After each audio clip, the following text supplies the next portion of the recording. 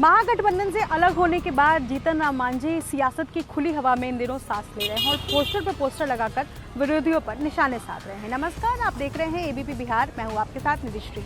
महागठबंधन से अलग हुए जीतन राम मांझी के लिए अब एनडीए में खुद को साबित करने की भी बड़ी चुनौती दिखाई दे रही है और शायद यही वजह है कि वो एक भी मौका नहीं छोड़ रहे हैं विरोधियों पर निशाना साधने से। गौर किया जाए तो पिछले लगभग 3 दिनों में जीतन राम मांझी के आवास के बाहर 2 नए पोस्टर लगे। पहले पोस्टर में कहीं न कहीं चिराग पासवान और उनकी पार्टी को आउट करने का संकेत देने की कोशिश की गई, जबकि दूसरा जो नया पोस्टर लगा है वो क्या कहता है, उस पोस्टर के बारे में जिक्र करें। इसके साथ आपको ज़रा समझाते चले कि हाल ही में सीएम नीतीश कुमार ने बिहार के SC/ST के लिए एक नया प्रावधान लाया।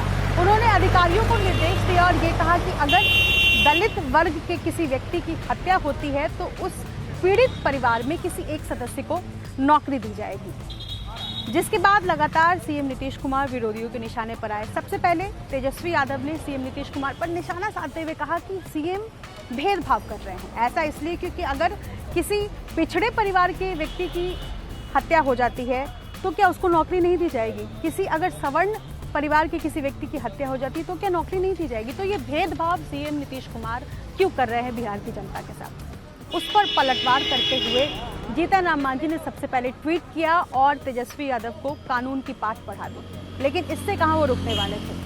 उन्होंने जो नया पोस्टर उनकी पार्टी की तरफ से लगाया गया है वो मैं आपको दिखाना चाहूँगी। सबसे पहले इस पोस्टर को देखिए और सबसे ऊपर जो लिखा हुआ है उसको पढ़ लेते हैं। मैट्रिक फेल जंगल राज के युवराज को कोई समझा दे कि नीचे क्या लिखा है। यानी सीधा सीधा निशाना आरजेडी पर और आरजेडी के जो सीएम कैंडिडेट है तेजस्वी यादव पर। सरकारी नौकरी है दलितों का अधिकार, मत कर विरोध करो जंगल राज के युवराज।